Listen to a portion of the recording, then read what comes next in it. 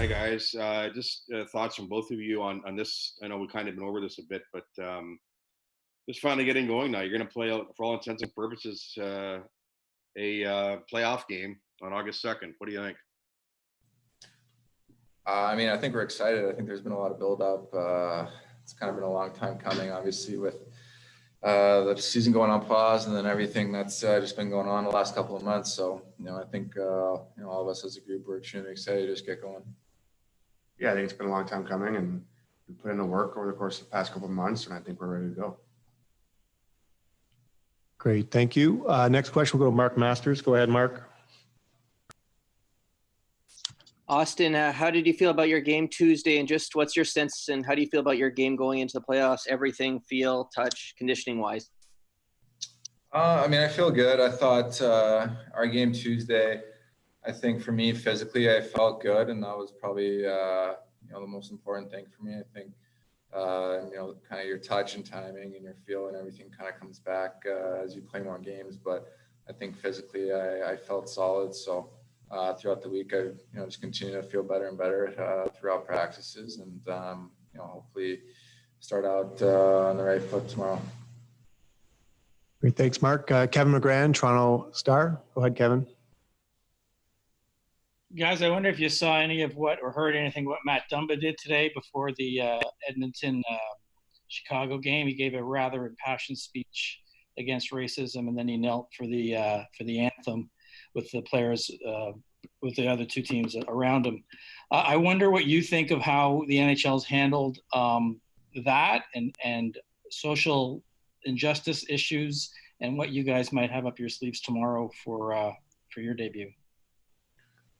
I think in terms of what the league has done, I think, it's an ongoing process. I think that there's been some movements towards trying to be a part of it and to help the cause. But I think for Matt Dumba today, what he did was incredibly powerful, and I think he should be very proud. And as players in this league, we just want to, give him support and the movement support and just be a part of it. And I think what he did today was outstanding. And I think it's important that we realize how brave he was, and make sure that we give him support and in trying to fix this. Yeah, just kind of piggyback off what Mo said. I thought Dum's speech was extremely powerful and very well said. Obviously, it takes a lot of courage to get up there in front of lots of people and deliver something like that. So, I thought it was extremely moving. Hi, guys. This is a question for Mitch. I'm wondering, when you look back on these last few weeks of preparation, what signs have you seen that tell you the group is ready to perform starting tomorrow? Well, I think phase 2, it was optional for the whole league and everyone to go into their own teams. And I think we're only missing maybe 2 or 3 guys. And obviously the one was with Auston with what he was dealing with down in Arizona. And a couple other guys that are just come back and having us 2 weeks out. So I think our whole team's really taken this seriously since really COVID started, staying in shape, working out at home. And then as soon as phase 2 came up, that we can come back in rinks, everyone really got into the rink, started doing their part and trying to get ready for where we were going to play. Great, thank you. We'll go with Kevin McGran, Toronto Star. Go ahead, Kevin. Guys, I wonder if you saw or heard what Matt Dumba did today. He really impassioned anti-racism speech at center ice, and then he took a knee through the anthem. What do you guys think of how the NHL is handling sort of the social justice causes, how you guys are handling it, and the whole idea of kneeling through an anthem, perhaps? You want to start? You want me to go? I'll go.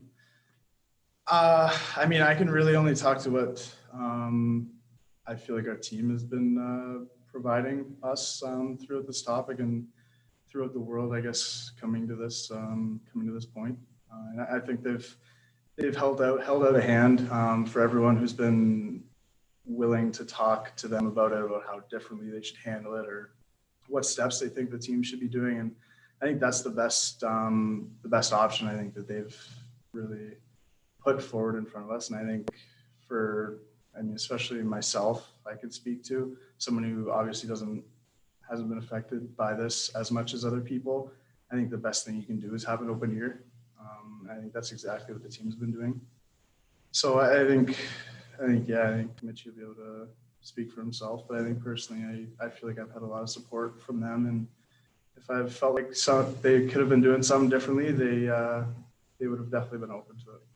Yeah, just with really what Travis said. I mean, we haven't really ever gone through it ourselves. We've been, never put in those shoes, but really now seeing it, hearing it, it's been going on for way too long. Stuff's been happening for way too long.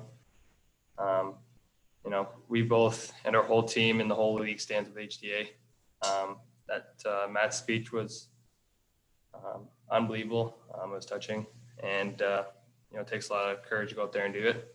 But now I think everyone here, we got to really start making a change. Like you said, hockey's a beautiful sport, but it can be even better. We got to really just start including every culture. It starts now. We got to start doing this and make it really a priority. Thanks. Hey, Sheldon. Noticed that Andreas Janssen was practicing with the main group today. And remember you said that his return wasn't expected till maybe later in August, but has that advanced at all in the last couple of weeks? Well, I think he's just part of the process here. He's advanced now. This actually wasn't the first practice with us. He practiced the other day with us as well.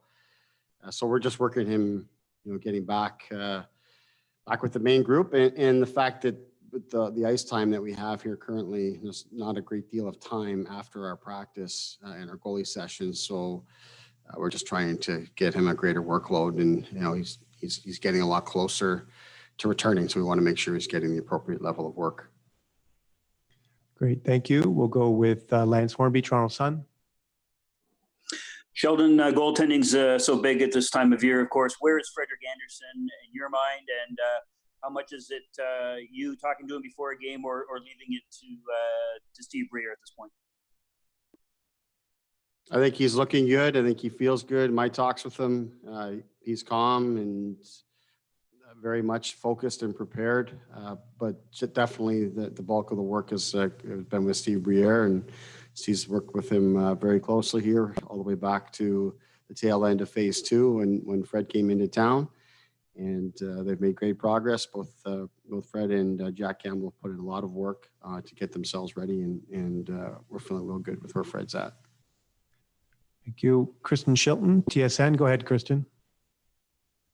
Hey, Sheldon. A bunch of the players just coming through talking about the importance of that defensive mindset and the importance of the defensive game. Where do you see that message really sinking in with them as you get ready to play a really good defensive team in Columbus? Well, I think just in the effort that our players have put forth here right from the day one of camp, it's been a major focus for us. Now here as we're playing, a very meaningful game tomorrow with the stakes being high, really right out of the gate after just one exhibition game. That's what we're really excited to see us put it into action. And there's a lot of detail and structure that we've gone through, but really what we're just looking for is the mindset of putting in the effort and prioritizing it as an important thing that we need to have to be able to give ourselves a chance to win.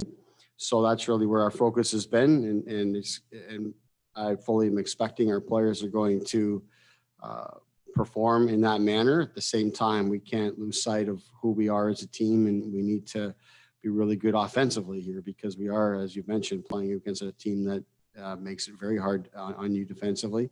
So if we're not sharp and don't have a good plan offensively, it's going to be tough for us. We can be as good as we want defensively, but if we don't find ways to score, then it's going to be tough to win. Well, Kevin McGran, Toronto Star. Sheldon, the league sort of debuted its social justice messaging today. Very powerful speech from Matt Dumba.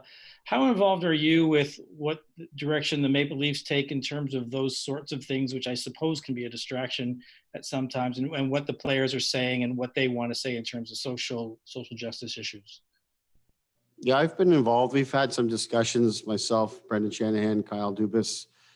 We've had discussions with our players as well. I think you've seen our players